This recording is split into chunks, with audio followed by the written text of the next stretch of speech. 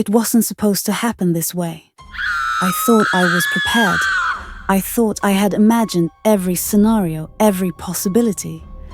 But nothing could have prepared me for the horror of what came after. The rapture. It was supposed to be the end of suffering. The arrival of salvation. A moment of pure grace where the faithful would be whisked away to eternal peace. But I was wrong. I was so wrong. It came quietly at first. Too quietly, in fact. A creeping glow. A faint hum. Like the whisper of a memory you can't quite place. I remember the light. It wasn't like anything I'd been told to expect. It wasn't a blinding flash of light or the booming voice from the heavens. It wasn't a fire and brimstone moment. No, this light was different. It was softer, more seductive. It moved like liquid gold, slow and deliberate, as if it were trying to slide beneath the cracks of reality. At first, I thought it was a miracle. I welcomed it. The world had been so dark for so long. But as the hours stretched into days, and the light continued to flood every corner of my house, I realized something was wrong. Terribly wrong. The hum. It never stopped. And neither did the knocking. 3 knocks. Always 3. I had never believed in the supernatural before. I had never been one to claim experiences with ghosts or demons. But this was something different. This wasn't just some random occurrence. This wasn't some earthly phenomena. This was the rapture, but it wasn't the one I had been promised. It was twisted. That night, the night it began, I woke up to a feeling I can only describe as dread. My heart was pounding in my chest like a drumbeat, as if it knew something I didn't. I stumbled out of bed, my body trembling. The golden light was still there, flooding my room, staining everything in its path. The world outside my window wasn't day or night. It was trapped in an eternal glow, one that had begun to wear down my sanity. The light, no longer warm, no longer comforting, had become a constant pressure, like being trapped inside a light bulb with no escape. Then it happened. The knocking. 3 sharp raps. I froze. I knew what was waiting for me. I could feel it. I turned slowly toward the door. I had to open it. I had to know. Maybe it was someone else. Maybe it was a neighbor or a passerby. But deep down, I knew better. I could hear the low hum again. That strange, otherworldly vibration that made my teeth ache. The world felt wrong. I didn't want to open the door, but I knew I had no choice. I crept toward the door, heart hammering in my chest, every fiber of my being screaming at me to turn back. But when I reached it, I placed my hand on the knob, and that was when I heard the voice, a whisper, low and hypnotic. "Come, Damien. Your creator calls for you." It wasn't a voice. It was a presence, a weight in the air. The kind of voice that didn't just speak to your ears, but to your soul. The kind of voice that made your skin crawl and your heart race. But at the same time, made you want to listen. Made you want to fall to your knees and surrender. I pushed the door open. The golden light was stronger than ever. So strong that it hurt to look at it. The world outside was pure, shining light. But it wasn't the kind of light that filled you with warmth or joy. No, this was an unnatural light. It didn't feel like salvation. It felt like a trap. And then, I saw it. At first I thought it was just the light playing tricks on me. But no, there was something standing just beyond the threshold. Something alive. Something that didn't belong in the world I knew. Its shape was distorted, like a dark silhouette against the golden flood. But its presence was overwhelming. It wasn't human. It wasn't anything I could explain. It was something else. I slammed the door shut before I could think. the force of it echoing in the silence that followed. The knocking ceased, and for a moment, I thought maybe I had imagined it. Maybe it was just my fear playing tricks on me. But I wasn't so lucky. The voice came again, this time inside my head. It wasn't a whisper this time. It was a command. Come to me, Damien. Your creator calls. You have been chosen. I felt it then. The truth. This wasn't God. It wasn't the rapture. What had come for me was something far worse. My mind screamed in protest, but it was as if the voice was pressing against me, forcing its way into every thought, every memory, every fear. It was everywhere, all around me, inside me. Creator? Not God, not a savior. A creator. Something ancient. Something older than time itself. Something that had been waiting for me to crack open, to break, so that it could take me. I wasn't being saved. I was being claimed. The golden light, the one I had thought was a gift, was no gift at all. It was a prison. A suffocating, blinding cage. A cage I couldn't escape from. The days began to blur. The knocking, the voice, the hum, they never stopped. I became trapped in the light, in the presence, in the Creator's grasp. It wasn't just a light, it was a pull. It was something that called me. It was something that consumed me. And then Lily. Lily was my dog. She had been my comfort, my companion through all of this. She had always been there. Her small paws tapping lightly against the floor, her soft whimpers in the night. But when the light came, when the Creator called, Lily didn't hesitate. She ran toward it. She ran toward the door I had just closed, toward the light. I tried to stop her. I begged her not to go. I cried out her name, but the words didn't matter. She didn't hear me. She didn't understand. She ran outside into the golden light. And then, she was gone. I slammed the door shut again, my heart breaking. But there was nothing I could do. She was gone, swallowed by the light. I was alone. I stood there in the silence, the hum still vibrating in my skull. The Creator was still calling. It wanted me. It needed me. And I knew that soon I would have no choice but to answer. The light was everywhere now, and I was trapped inside it, trapped in a prison of gold, trapped in a world that had no end, no escape. I prayed desperately, but the Creator didn't hear me. The prayers I had once known, the prayers that had comforted me, were useless now. The God I had once worshipped didn't exist anymore. Not in this place, not in this world. I had been forsaken, and as the light grew brighter, I realized something more terrifying than anything I'd ever known. This wasn't the rapture. This wasn't salvation. It was a trap. A trap for those who were foolish enough to believe they had been chosen. A trap that would consume them, body and soul, until there was nothing left but the hunger. The endless, insatiable hunger of the Creator.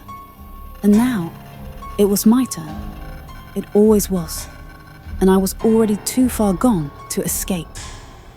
The angel's intrusion. A horror story.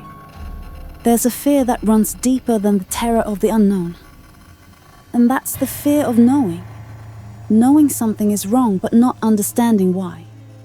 Something that scratches at your mind, pulling at the edges of your sanity until there's nothing left but a hollow, gnawing dread. That's what happened to me. It started the way many bad things do, with a strange noise. I was sitting in my living room watching the news. The world was chaotic, as it always was these days, but nothing too out of the ordinary. And then, the hum began. At first, it was almost pleasant. A soft vibration in the air, like a tuning fork. It resonated through my bones, like some deep, ancient music that was just on the edge of my hearing. I thought nothing of it, just some random disturbance. Maybe my neighbor's new refrigerator or some weird electrical anomaly. But the hum didn't stop. It grew louder. It started in the corners of the room, a low buzzing that seemed to echo in the air. My thoughts began to scatter, and I found it difficult to focus on anything, as if the hum was seeping into my mind, twisting it, like a vine winding through my brain. It wasn't loud, not at first, but it was everywhere, and no matter what I did, I couldn't block it out. Then came the knocks. 3 sharp, violent raps on the door. Not the kind of knocks that someone gives when they're knocking to be let in, but the kind of knocks that demand your attention, like someone was waiting outside. I froze. For a moment, I thought it was just some random person. Maybe a solicitor or some kid pulling a prank. But deep down, I knew that wasn't it. My heart raced, my palms went clammy, and I didn't move. I couldn't move. It was as if some invisible force had paralyzed me in place. I wanted to shout out, to ask who was there, but I couldn't find the words. The air around me thickened. The hum grew louder and the knocks came again, more insistent this time. 3. A deep, hollow echo that reverberated through my skull. And then the voice. I don't know how to explain it. It wasn't a voice like any other. It didn't belong to a human being.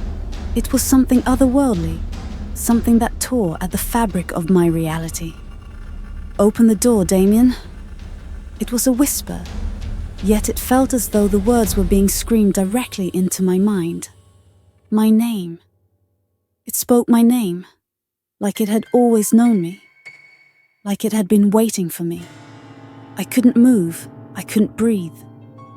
I felt as though my entire existence was being sucked into that single suffocating whisper.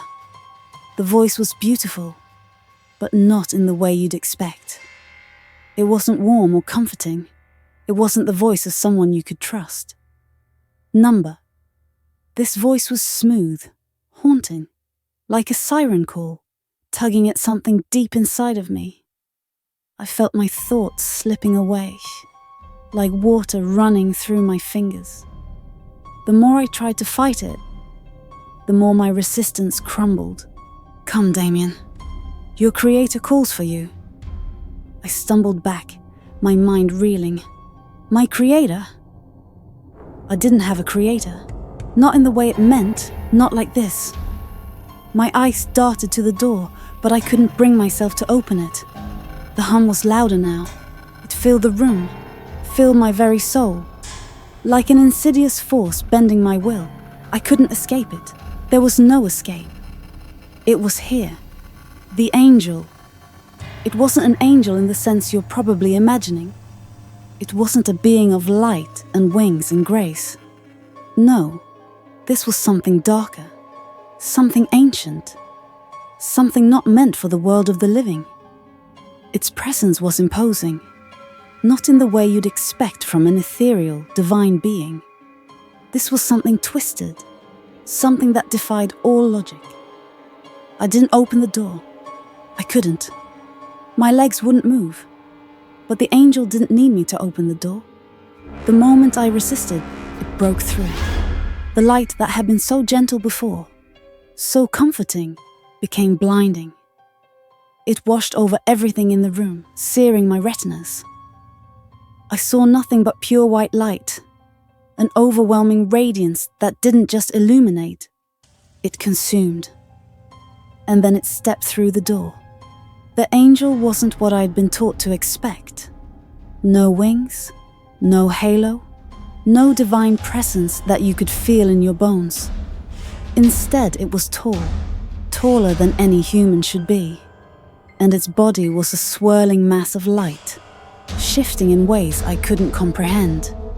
It was as though its form was constantly shifting, never truly solid, but still somehow there, towering over me like some impossible thing from the deepest pits of my nightmares. Its face was unsettling. I could see it, yet I couldn't make sense of it. Its features were wrong, too sharp, too perfect, like something that had been artificially crafted to look like a human face. But there was nothing human about it. Its eyes, they were the worst. They were so empty, so cold. I could feel them pierce through me, looking into the very marrow of my bones. And then the voice again. But now it wasn't a whisper. It was commanding. "You have been chosen, Damien." I shook my head, my entire body trembling in fear. I wanted to run, but I couldn't. The room was closing in on me. The light, the hum, the presence. It was all around me, suffocating me. I couldn't breathe. I couldn't think. "Please," I whispered, my voice trembling, barely a sound. "Please leave me alone." The angel didn't answer.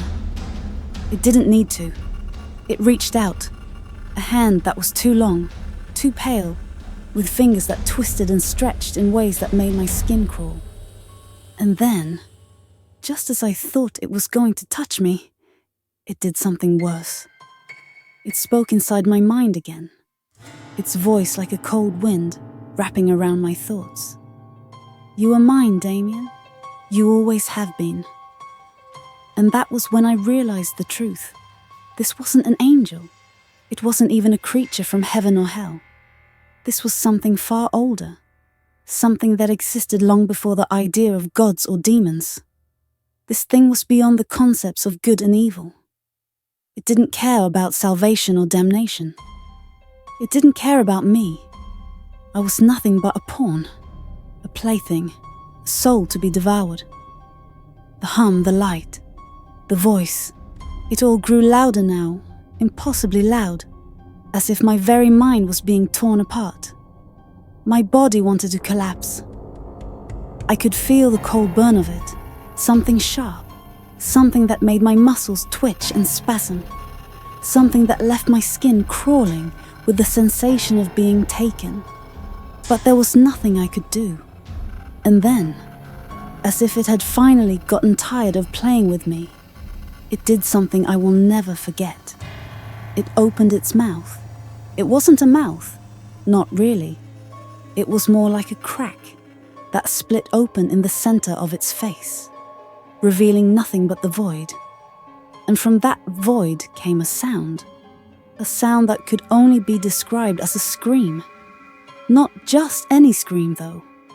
This was a scream that felt like it was coming from the depths of eternity, like it had been building for centuries, for millennia, until it finally burst out in a torrent of rage and sorrow that tore through me like a knife.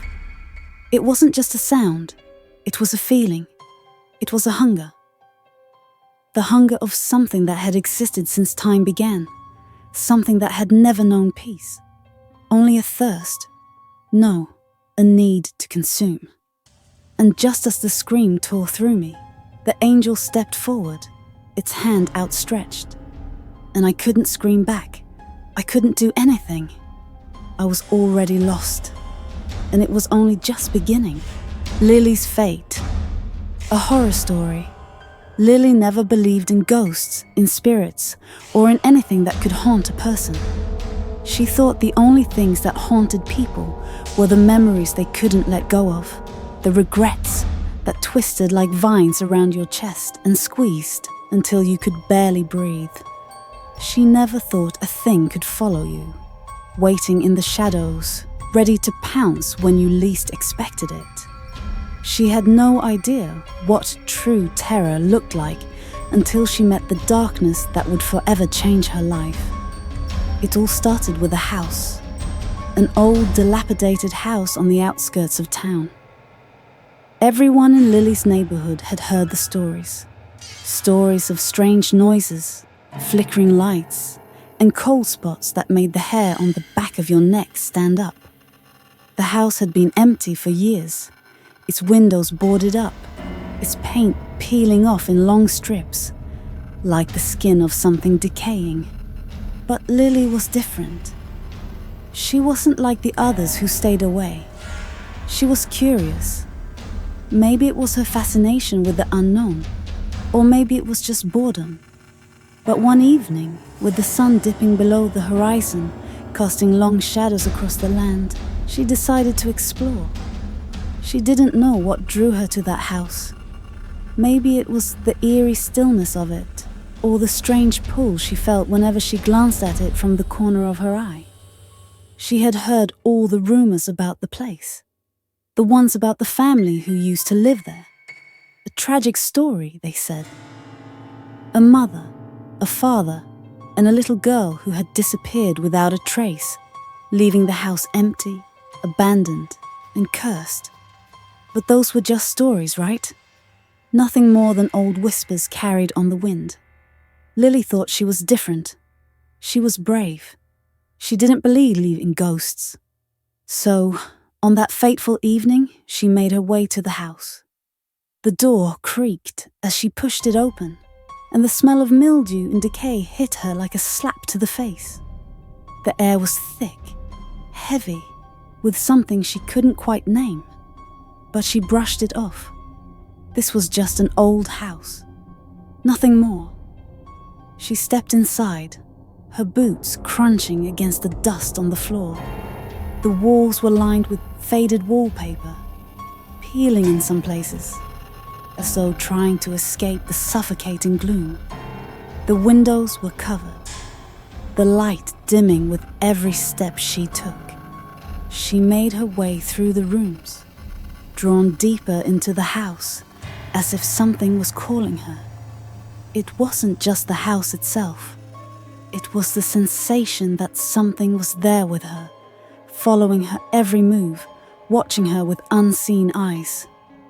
She felt it first as a cold breath on the back of her neck. She froze, her heart pounding, a sudden shiver crawling up her spine. But when she turned, there was nothing. Just the shadows, stretching across the walls, their long fingers curling in the dim light. She swallowed hard, pushing the feeling aside. There was no reason to be scared. It was just an old house, with creaky floors and a musty smell. Nothing more. But then, as she ventured deeper into the house, she saw it. A figure, standing at the far end of the hallway. At first, she thought it was a trick of the light, some shadow cast by the flickering candle she held in her hand. But as she stared, her breath catching in her throat, the figure didn't move. It stood perfectly still, its outline blurry, like a smear of darkness against the already oppressive gloom. Lily's heart raced, her pulse quickening, but she forced herself to step forward.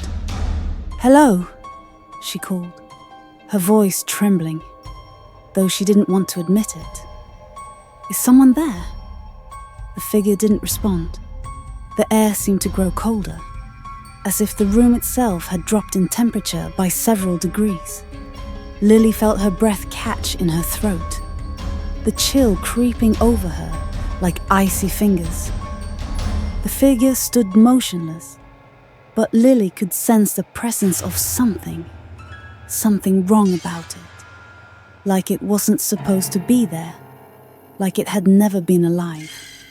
Her hands shook as she held the candle in front of her, trying to steady herself.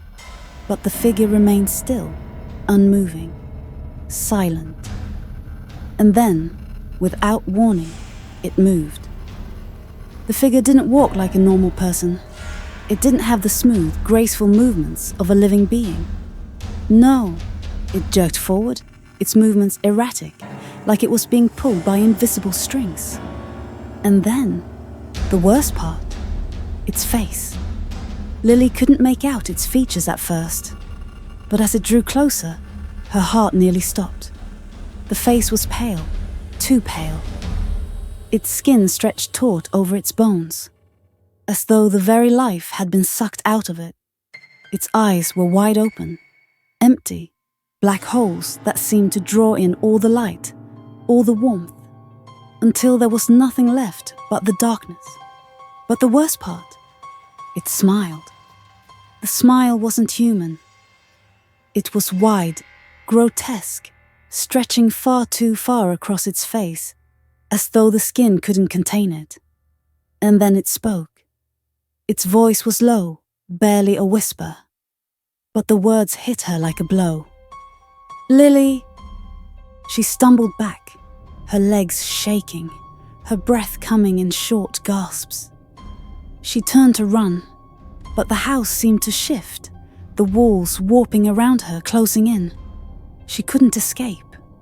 The door was nowhere in sight, and the walls were closing in, suffocating her with the weight of the air. The figure was closer now, its face mere inches from hers, its smile never wavering. "You shouldn't have come here," it whispered, its breath cold against her cheek. "You can never leave."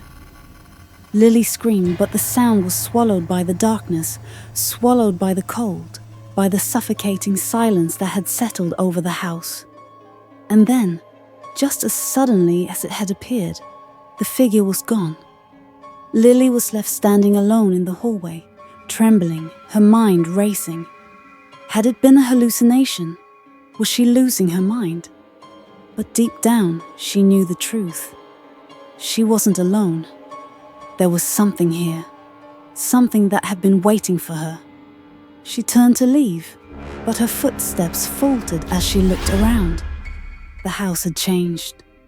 The walls were different now, and the air was thick, oppressive, almost as if it had turned against her. The door that had once been behind her was gone, replaced by a wall of peeling plaster. The windows were sealed shut, and the silence was deafening. A voice echoed in the darkness. It wasn't the figure's voice, but a softer, more familiar voice. The voice of a child. "Lily, help me!" Lily's heart slammed in her chest, her body frozen in place. She didn't want to move. She didn't want to hear those words, but she couldn't resist. She followed the sound, drawn to it like a moth to the flame. The voice led her deeper into the house, into a room that she hadn't seen before.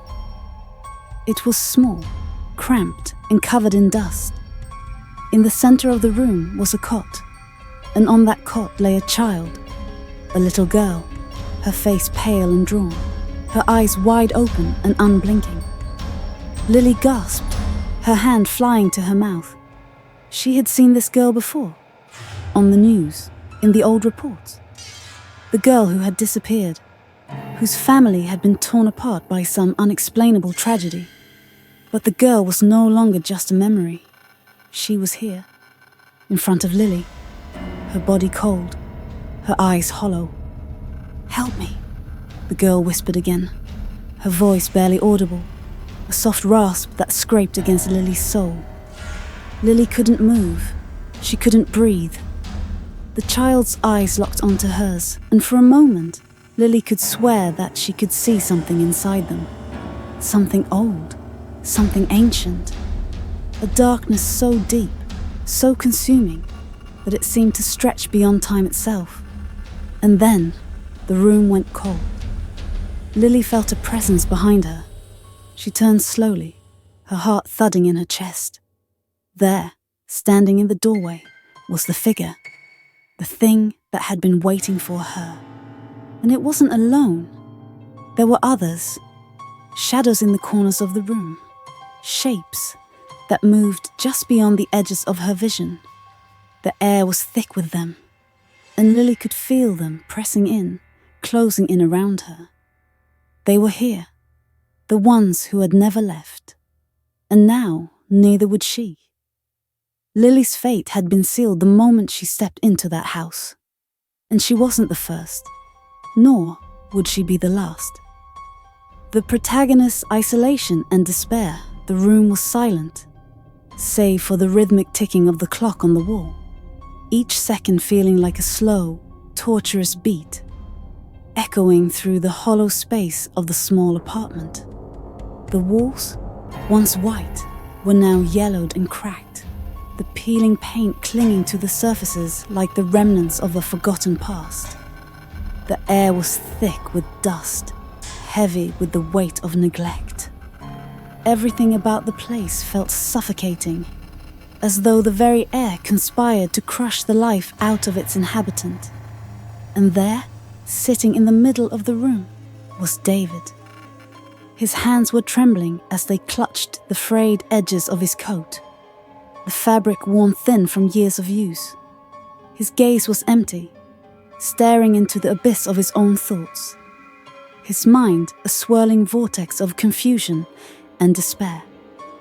The world outside had long since faded into the background, as if it had been swallowed by some monstrous force. All that remained was the silence. The oppressive, unbearable silence. David hadn't always been like this. Once, not too long ago, he had been a man full of life, ambitious, hopeful, and full of dreams. But something had changed. Something had broken him. The darkness inside him had begun as a whisper, a nagging voice in the back of his mind, telling him things he didn't want to hear. At first he tried to ignore it, but soon it grew louder, more insistent. It told him he wasn't enough. It told him he was worthless, doomed to fail. He could feel it closing in on him, suffocating him from within. The days turned into weeks, and the weeks into months. His friends, his family, they had all faded away. At first, they tried to reach out, calls, texts, the occasional visit. But David had pushed them all away. He couldn't bear the thought of being around anyone, of pretending to be something he wasn't. So, he retreated further into the shadows of his own mind, pulling away from the world with each passing day. Now, there was nothing. Nothing but the silence and the emptiness. The isolation was unbearable, but David didn't know how to escape it. He had tried countless times to break free. He had sought help, therapists, medications, self-help books, but none of it worked. The darkness only deepened. The more he tried to fix himself, the worse it became. Now, all that was left was the crushing weight of his own despair. David rose from the floor, his movements slow and labored, as though the very act of standing was an insurmountable challenge. His legs were weak, his body aching from the lack of movement. He hadn't left the apartment in days, maybe even weeks. Time had become meaningless to him. It was just another blur, stretching on endlessly, like a dark tunnel with no end in sight. He shuffled over to the window and peered outside. The world beyond looked distant, almost unreal. The city was alive, bustling with energy, people moving in and out of stores, laughing, talking, living. But it all seemed so far away, like a dream he could no longer touch. His gaze lingered on a group of children playing in the park, their laughter carrying faintly through the air. A pang of longing hit him in the chest. He remembered a time when he had been like them, carefree, happy, full of hope. But that was before the darkness had come, before it had consumed him. The reflection of his face in the glass caught his eye. His own eyes stared back at him, sunken, hollow, as though life itself had been drained from them. His face was gaunt, pale, his hair unkempt and greasy. He barely recognized himself anymore. He hadn't looked in a mirror in days. There was no point. There was no one to see him, no one to care. "Who are you?" he whispered to the reflection, his voice raspy, like it hadn't been used in years. The words hung in the air, unanswered. He couldn't remember the last time he had felt truly alive. Maybe it had been when he had lost his job, or when his relationship had fallen apart, leaving him in a hollow state of rejection and betrayal. Or perhaps it had been even earlier than that, before everything had gone wrong. Somewhere along the way, David had stopped caring, stopped hoping. He had stopped fighting.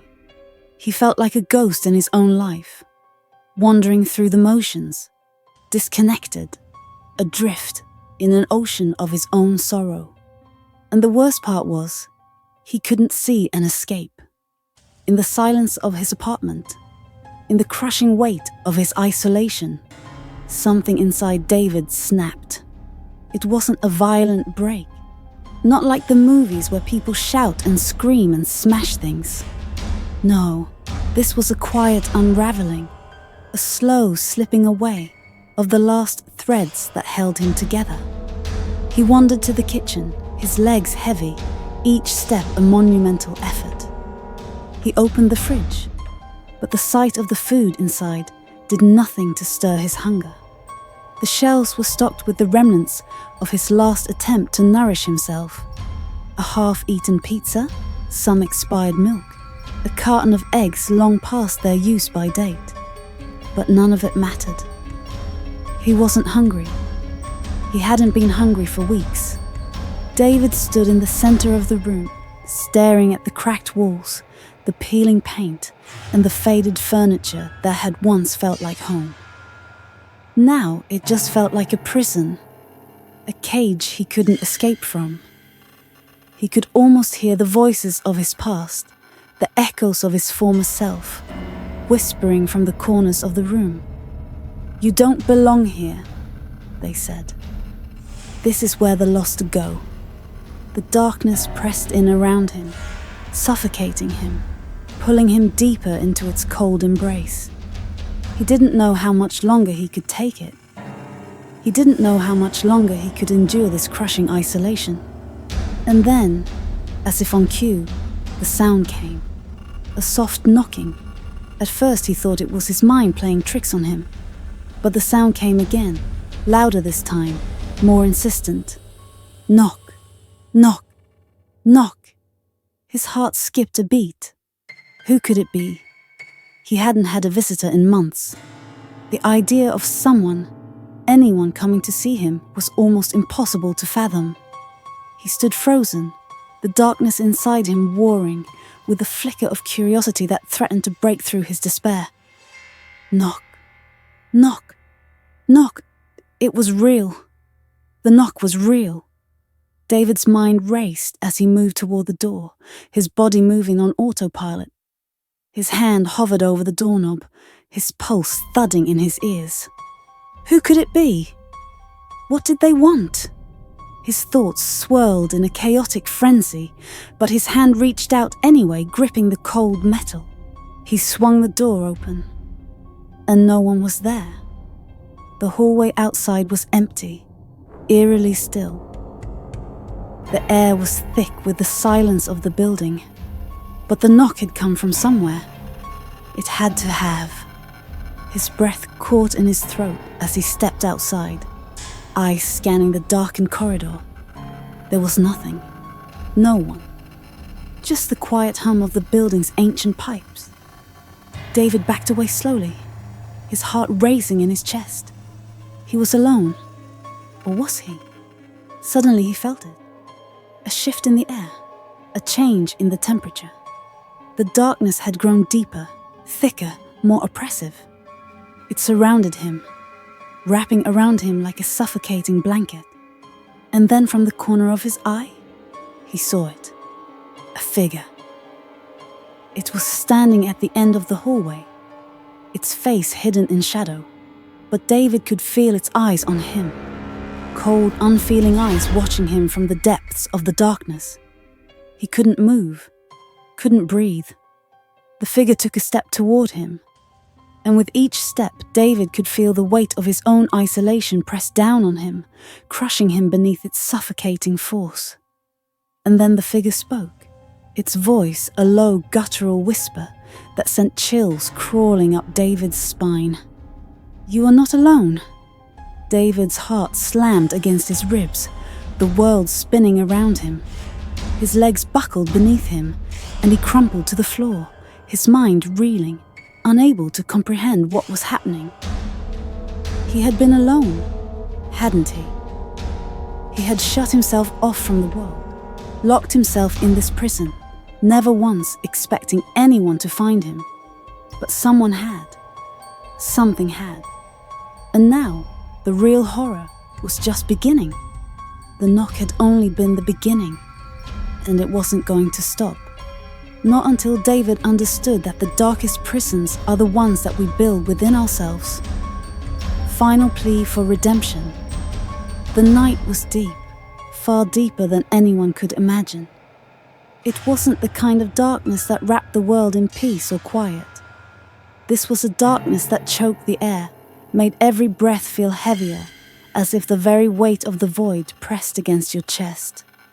The moon, an unseen witness, was but a distant memory, and the stars were swallowed whole, leaving the earth alone in its emptiness.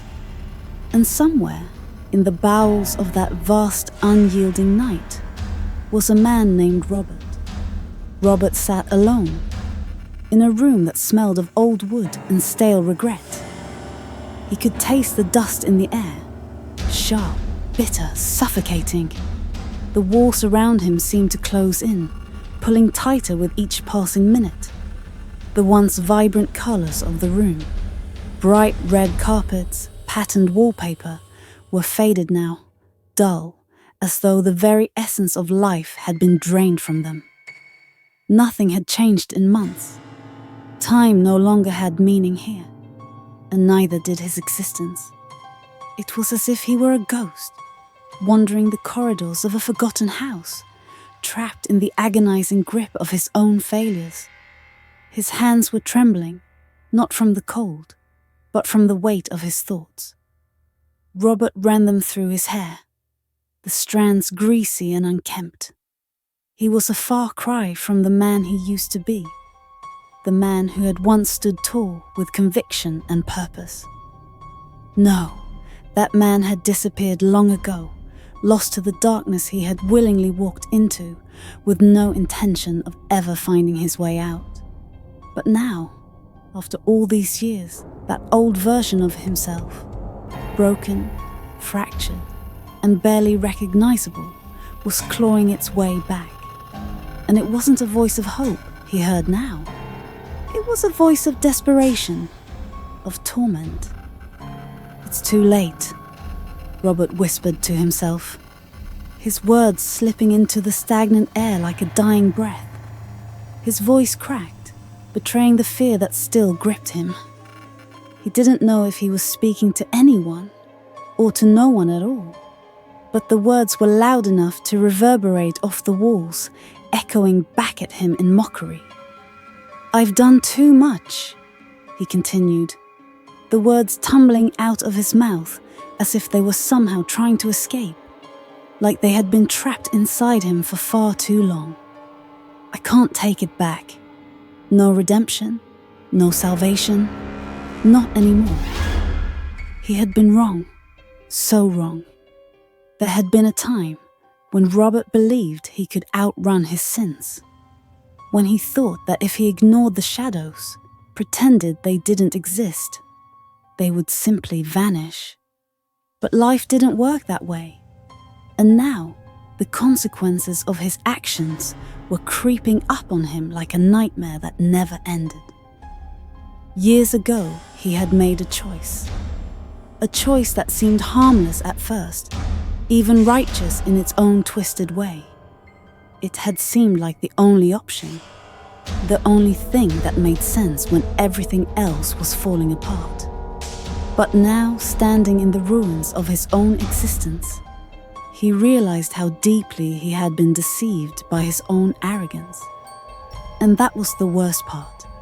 He had known better. He had always known better.